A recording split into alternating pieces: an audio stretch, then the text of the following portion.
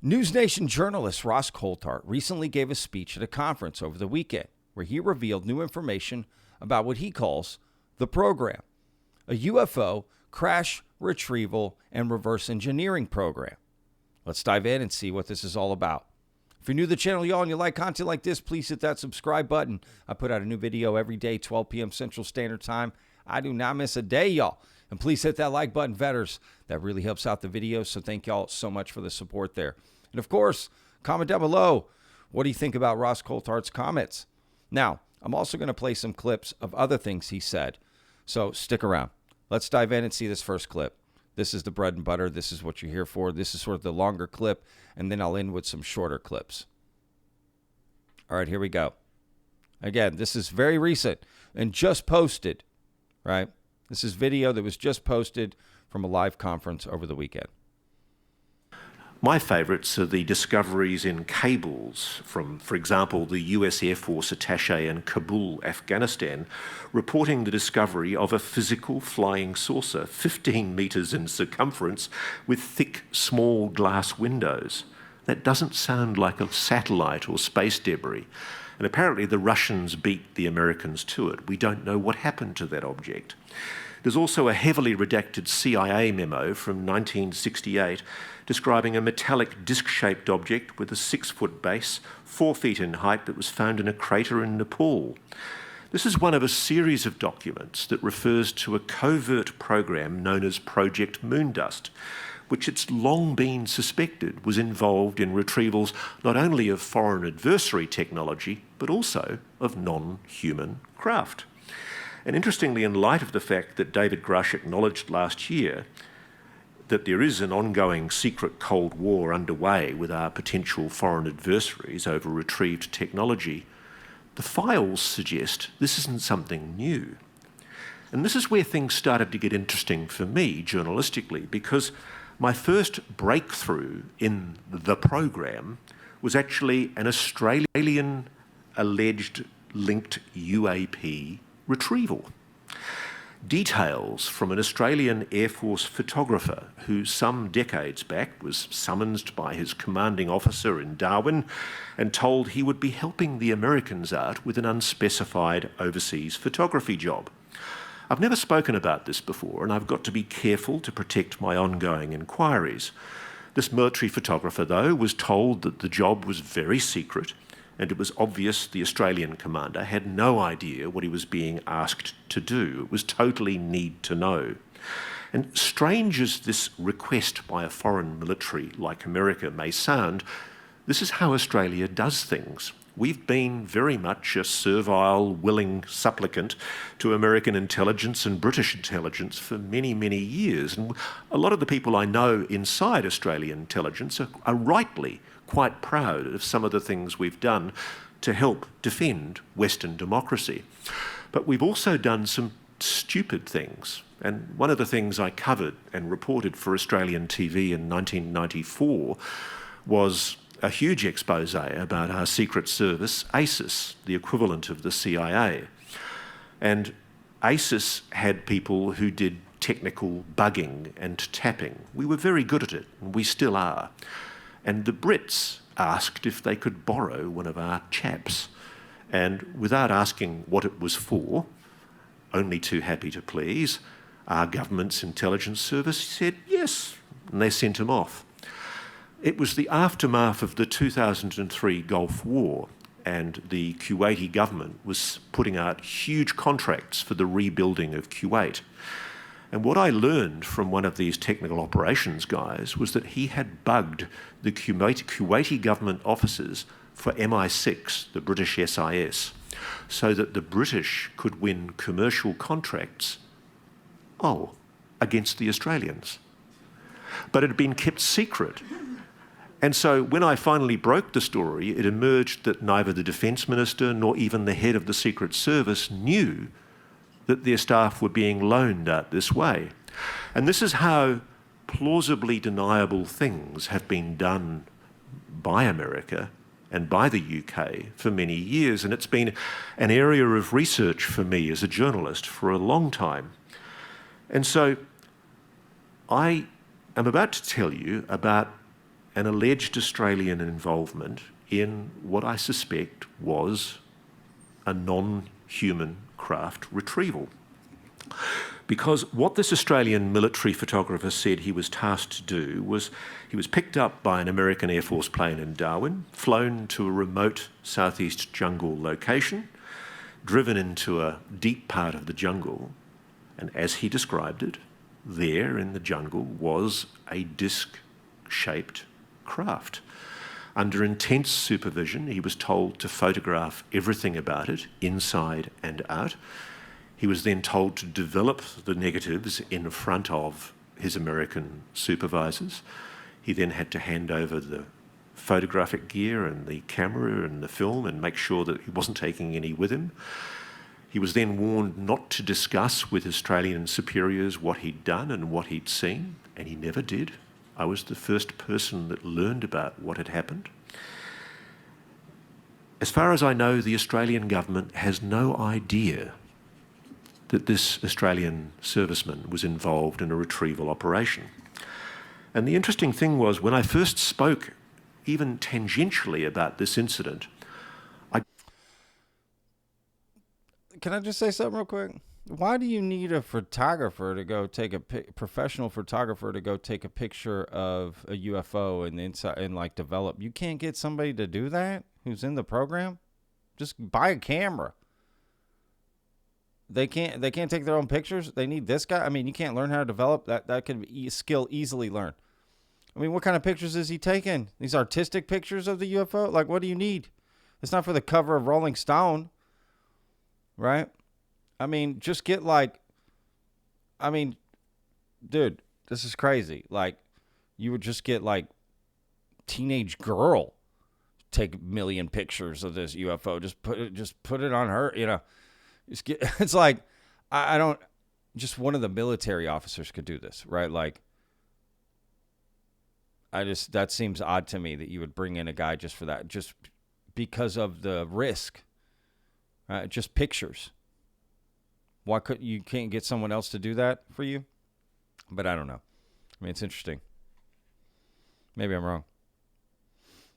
Got phone calls from people I knew in Special Forces in Australia saying I should speak to certain people. And I was introduced to Australian Special Forces soldiers who'd been on secondment to the British SAS in Hereford. And one of them told me he'd been involved in a retrieval in a European country of a craft.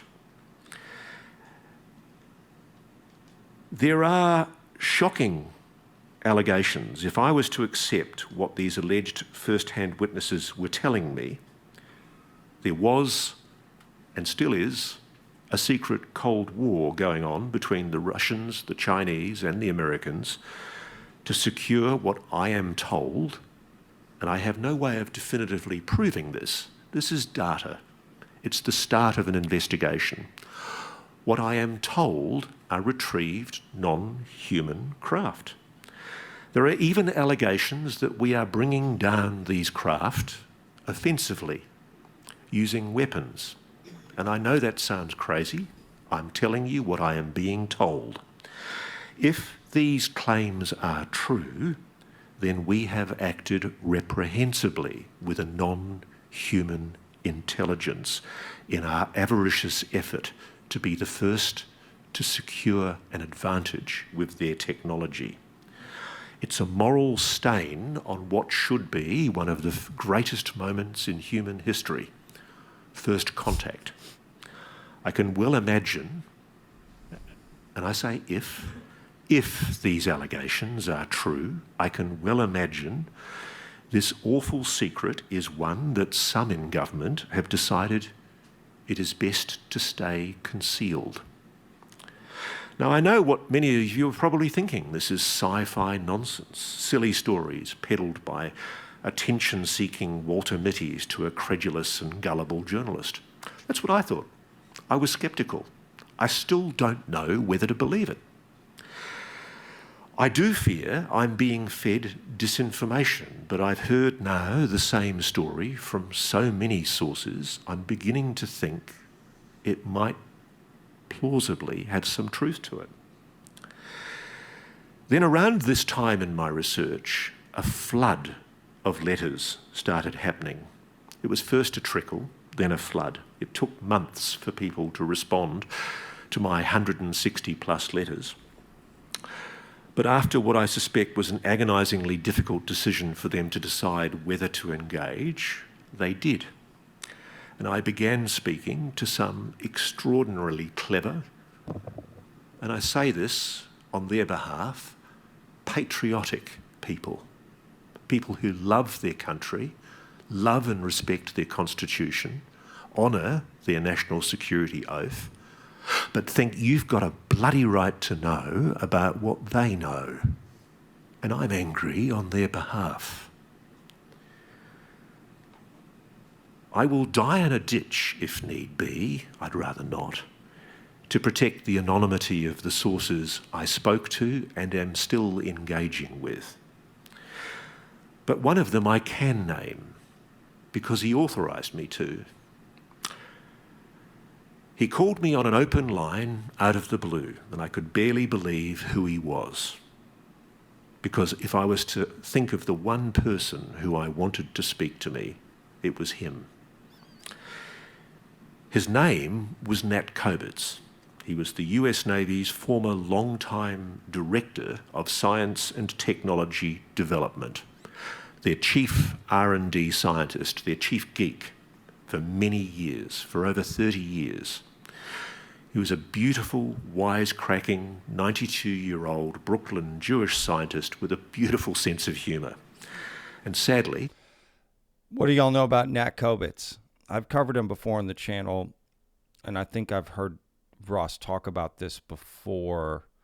It's interesting. I think even Nat Kobitz vouched for David Grush at some point, and that's how he found out about David Grush, I think.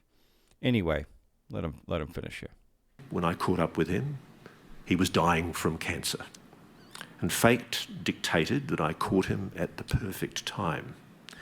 He was sitting in his Baltimore home, bored out of his brain, with too much time on his hands, and here was this Aussie journalist asking him about the work that he'd done as part of the greatest generation with the US Navy's R&D division.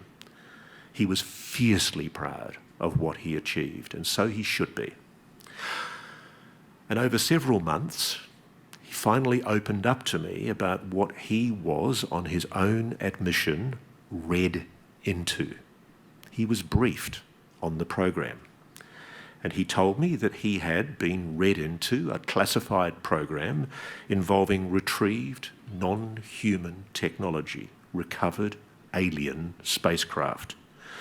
He eventually admitted that he was officially briefed that America had retrieved multiple non-human craft, and that he was aware there was a secret operation underway for decades, in his words, to undertake to reverse engineer them.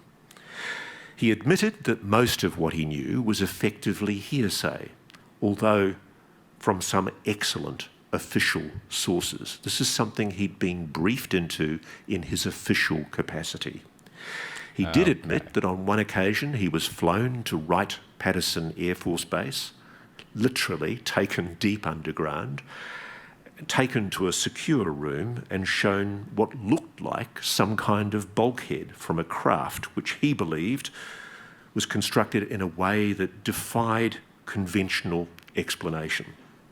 The craft's skin and inner bulkhead were composites bonded at an atomic level.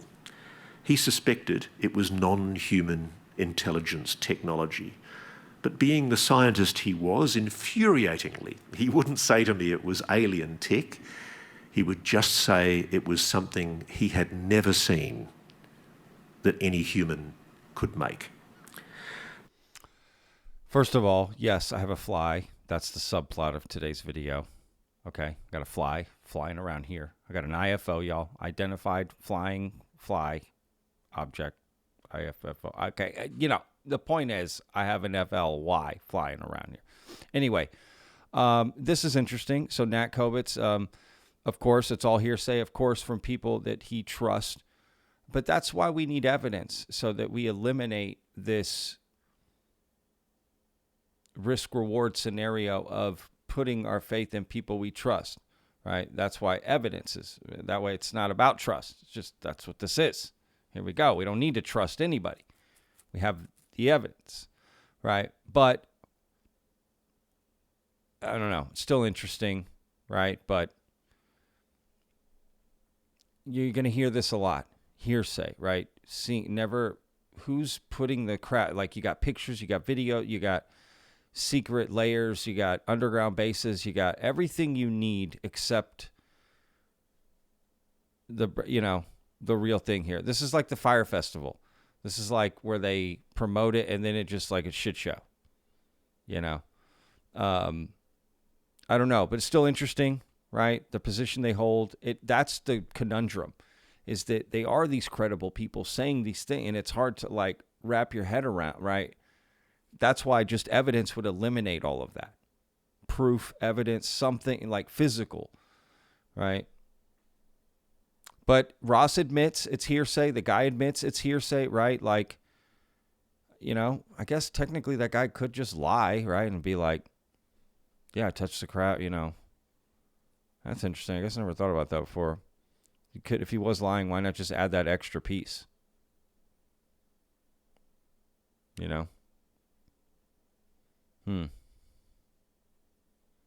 That's interesting. Never really thought about that. All right, let's continue. We're almost on to the next, just a couple more minutes of this, and then we're on to the next clips. That was a patriot. He was a decent, honourable public servant. He respected the fact that this program was being kept secret for a reason. But as a scientist, he also recognised that the American public, and especially Congress, had the right to know what was being done with taxpayer dollars. And he frankly told me that as far as he knew, there was no good justification for keeping it secret. So he never told me why he'd actually done this. But shortly after he passed from cancer in 2020, I started getting messages and calls. And it turned out he basically told people to get in touch with me. I found it very, very difficult to accept a lot of what they told me. I still do.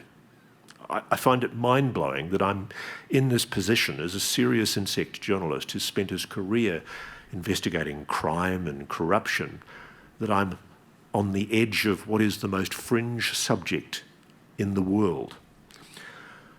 But every single one of these people that Nat put me onto was talking about one thing: the program.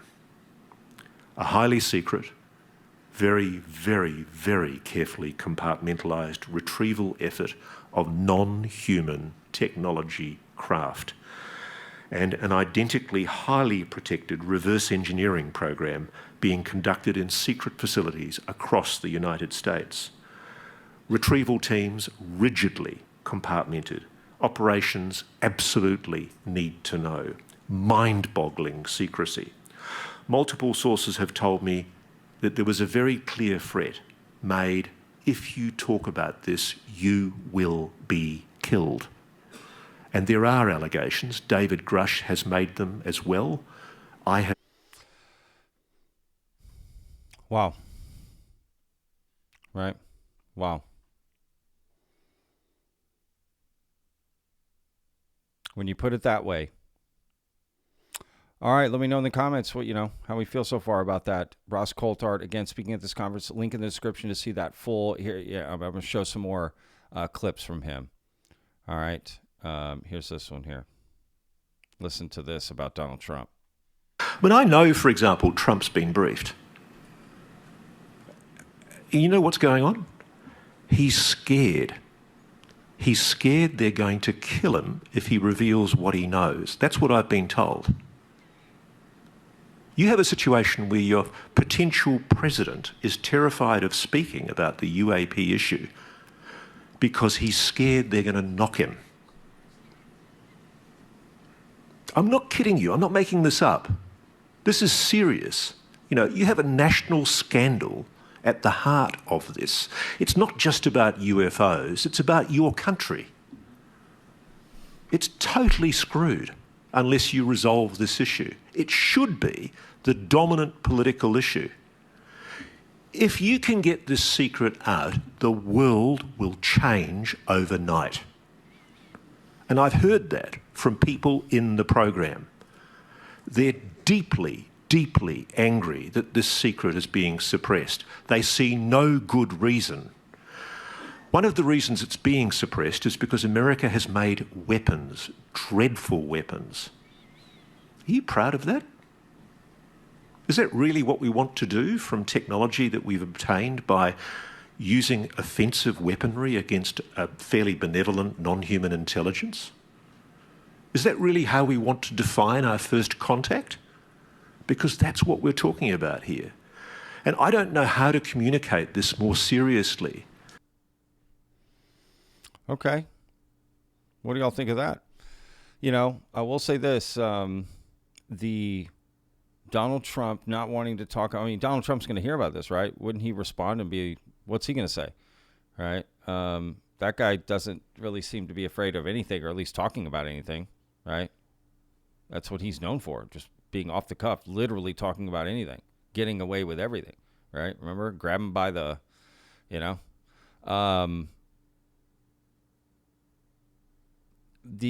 who was it? The head of the space agency for Israel said that America was in an agreement with the Galactic Federation and that Donald Trump knew about it.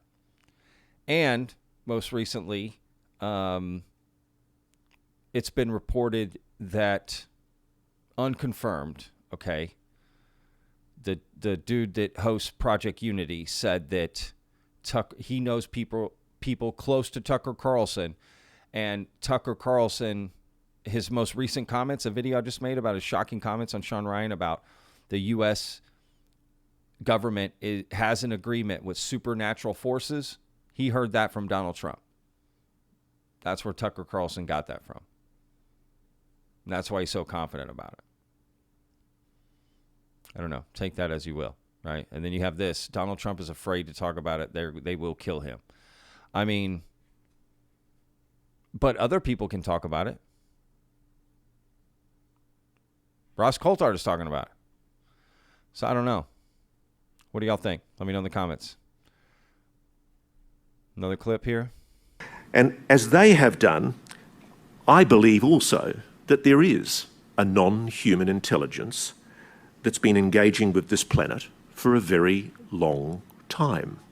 Implausible as it may seem, to many, on the evidence that I've been shown by first-hand witnesses, I've been independently apprised of sufficient evidence to reach the conclusion that there is, as confronting as I find myself saying this, there is a very high likelihood that the United States and other nations, particularly China and Russia, have recovered NHI technology, non-human technology, including craft and biologics. Yes, aliens. And there is an ongoing secret Cold War to harness reverse-engineered scientific advancements from that technology. Big call, but what Carl says, what Tim says, I totally agree with it. He's talking about Colonel Carl Nell and Rear Admiral Tim Gallaudet, or Gallaudet, however you're saying it. All right, let's look at another clip. I got two more. Stay with me, y'all. This is from a questions from the audience part, right? So a Q&A here. And I thought this was interesting, what Ross said. I spoke to one guy who told me he'd worked for 20 years on one particular object, but it was so compartmented, he'd only ever been able to look at videos and photographs and descriptions of the object. He'd never been allowed to physically touch it. Think about that. And every year he would come to his office, sit in that office, and he wasn't allowed to talk to the people in either office either side of him and discuss what it was that he was working on, and neither were they. This whole program if it exists of course, is so heavily compartmented that it's constraining the discovery of scientific advancements that could benefit all of humanity, not just a select group of people in private aerospace who I suspect have made the decision that this is theirs. Worked on it 20 years, but never actually put his hand on it. Just through pictures and videos. I don't know if you're really working on it then. I don't know. That's interesting. Hearsay, never seen the craft. Do you see? Is this what these firsthand witnesses, right? Like, this is what it is. They've just, literally no one has put their hand on it. Bob Lazar is like, that's it. Very few people. People have said, you know, I don't know, very few people. Rendlesham Forest, I guess there are some cases, but then there's this, studying the craft. I don't know. All right, last clip here, y'all. And by the way, if anybody ever did decide to push me under a bus, believe me, every name of every person that I've been told, I haven't been able to verify it, so I can't publish it, everything I know will be published by multiple people who I've sent copies of what I have all around the world. I'm mindful of the fact that I do know people have been murdered. And that's a big call, I know. People have been murdered to protect the secret. And so coming back to answer your question,